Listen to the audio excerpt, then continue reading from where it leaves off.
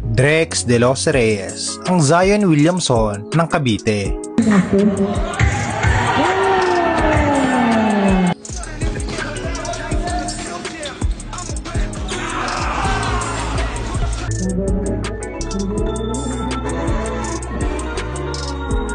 Grabe naman kung maglaro tong batang to mga idol, bata pa lamang, napakagulang na. Ito'y may height na 6'8" at pwedeng maging future ng ating Philippine basketball. Kaya naman di natin patatagalin pa mga idol, atin ang mas kilalanin ang batang mamaw ng Cavite. Let's go! Si Drex de los Reyes ay pinanganak noong June 24, 2004 na tubong Bacoor, Cavite. Ang batang rising star at gentle giant na gumagawa ng ingay ngayon mga idol sa mga ligang labas. Dahil sa height ito na 6'8" mga idol ay may design itong pull-up jumper at monster dunk na halos sinusubo na lang sa ring kung tumira. Kaya naman asahan pagdating sa mga ligang labas ng mga idol ay di mo kayang bantayan ang batang mamaw ng Cavite.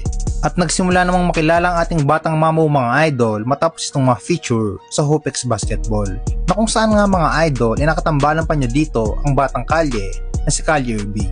Kaya naman ang dahil sa mataas na potensyal at talento ng ating bida mga idol ay kabilang school ang nag-offer dito, at isa na nga dyan mga idol ang NU Bullpups, na kung saan nga mga idol ay mas talanghasa ang skills at talento ng ating bida.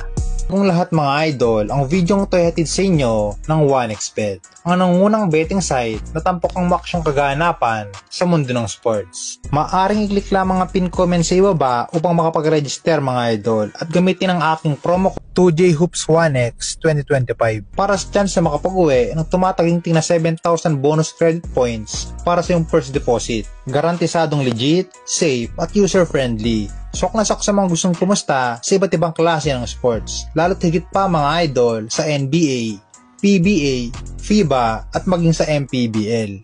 Kaya naman good luck mga boss at lagi nyong tatandaan na always bet responsibly. Kaya naman hindi nagtagal mga idol, nakapaglaro ang ating bida sa iba't ibang malaking liga sa buong Maynila tulad ng NBL Youth, BPBL, UBL at FIBA Asia Championship, na kung saan nga mga idol inapabilang ang ating bida sa batang gilas 18 under.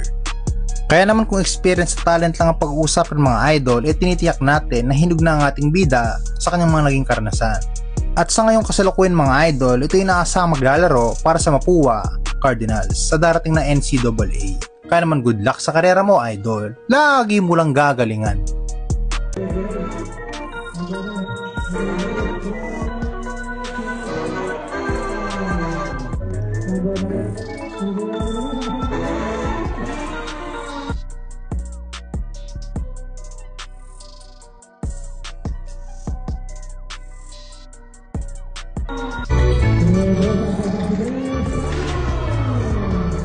Gracias.